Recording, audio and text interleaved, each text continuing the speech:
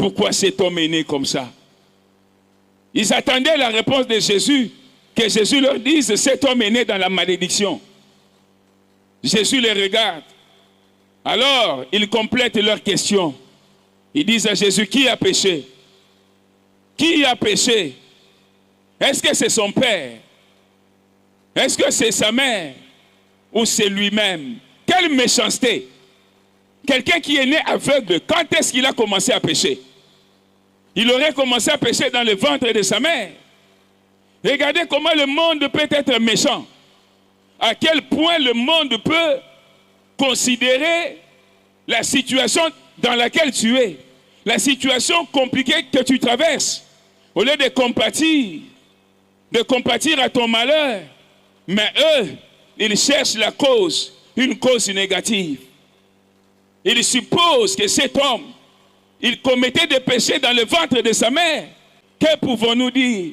Qu'il avait la sorcellerie depuis le ventre de sa mère? Qu'il tuait les gens depuis le ventre de sa mère? Qu'il envoûtait les gens depuis le ventre de sa mère? Ça, c'est la méchanceté des hommes. Les hommes n'apprécieront jamais ton handicap, ton infirmité, ta faiblesse, ton manque, ta désolation ou tes douleurs. Ils ne les considéreront jamais comme toi, mais ils considéreront cela toujours d'un point de vue négatif pour t'accuser, pour te mépriser et pour te déconsidérer. Ils disent à Jésus, est-ce que c'est lui qui a péché ou ce sont ses parents? Et ici, ils conscrivent la source des problèmes de cet homme-là. Donc pour eux, si ce n'est pas lui qui a péché, donc ce sont ses parents. Ses parents doivent avoir commis quelque chose. Ils se mettent à accuser ses parents. Je disais hier, c'est ce que nous vivons dans notre pays. Quand quelqu'un est en train de jouer dans la vie, quand quelqu'un, les choses ne marchent pas dans sa vie, il a des diplômes, il a étudié, mais il n'a pas un bon travail, il n'a pas de bons revenus, il ne sait pas avancer, il ne sait pas prospérer, il ne sait pas avoir une vie décente. On l'accuse lui-même. On dit il ne craint pas Dieu. On dit il ne sert pas Dieu convenablement. Il ne s'aime pas, il n'est pas fidèle dans les dîmes, il n'est pas fidèle dans les offrandes. Il fuit l'église, il n'aime pas Jésus. Il est un impudique, il est un avorteur.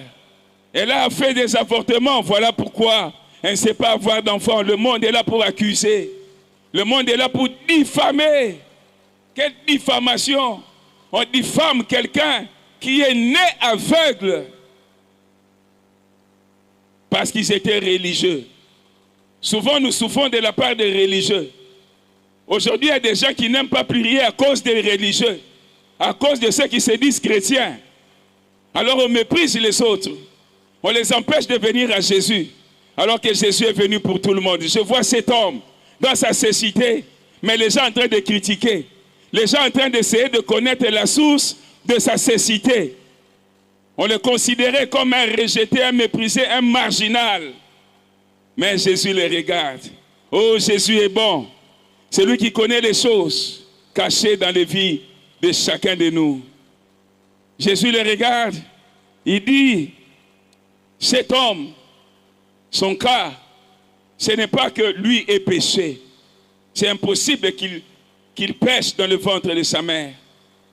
Sa cécité à lui, son problème à lui, ses difficultés à lui, ne sont pas liées au péché. Bien que le péché soit la source des problèmes dans le monde, mais son cas n'est pas causé par les péchés. Le péché est la cause des problèmes dans le monde. Mais tous les problèmes que nous avons ne sont pas toujours causés par les péchés, Cet homme était mendiant, comme je disais hier. Sûrement que dans sa vie, il a péché. Parce qu'aucun homme ne peut vivre sans péché. Qui est celui qui peut vivre sans péché?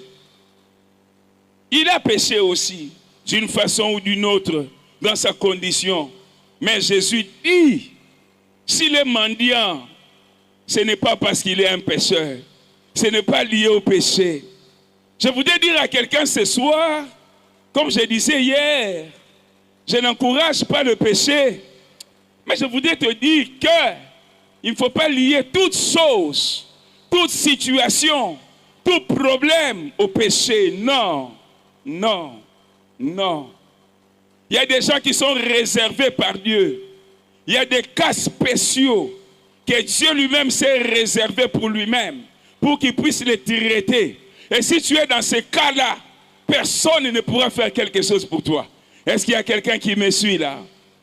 Non, j'aimerais que tu balances ta main si tu me suis effectivement. Alléluia. J'ai dit ce soir, quelque chose va se passer.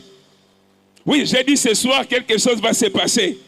Non, ton amen ne me parvient pas ici. J'ai dit ce soir, quelque chose va se passer. Amen.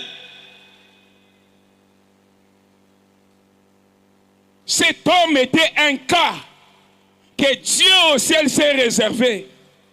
Il a dit, il est là pour manifester ma gloire. Je ferai mes œuvres dans sa vie. Sa prospérité sera mon œuvre. Qu'il voit, ça sera mon œuvre. Son mariage, ça sera mon œuvre. C'est la même chose pour la vie de quelqu'un ici. Tu es un cas spécial, un cas réservé pour Dieu, un cas mis à part pour Dieu. Lorsque les hommes t'accusent, lorsque les hommes te condamnent, Dieu lui-même t'a destiné, il t'a préparé pour faire ses œuvres dans sa vie. Voilà pourquoi je te dis, les gens ne t'aideront pas facilement. Les gens ne te donneront jamais facilement. Les gens ne viendront jamais te prêter facilement. Voilà pourquoi je dis, les médecins, ils ne sauront rien faire dans ton cas. Ils ne sauront rien faire dans ton cas parce que ton cas est réservé à Jésus lui-même. Ah, non, non, non, non, tu ne m'as pas entendu. Ton cas est réservé à Jésus. Il s'est réservé ton cas pour traiter ton cas, pour que son nom soit glorifié à travers ta vie. Dans les 3 jours qui nous restent, aujourd'hui, demain, après-demain, quelque chose se fera dans la vie de quelqu'un. C'est pourquoi je te demande, lorsque le Père sera en train de prêcher ce soir, sois connecté à la grâce qui se dégagera de lui. Sois connecté aux paroles qui sortiront de sa bouche. Ce n'est pas les nombres qui font la présence de Jésus. Il a dit, là où 2, là où 3 s'assemblent en mon nom, je suis là au milieu d'eux. Et Jésus est là ce soir pour traiter le cas de quelqu'un. Tu n'as pas dit un bon amen, un bon amen. J'aimerais un bon amen.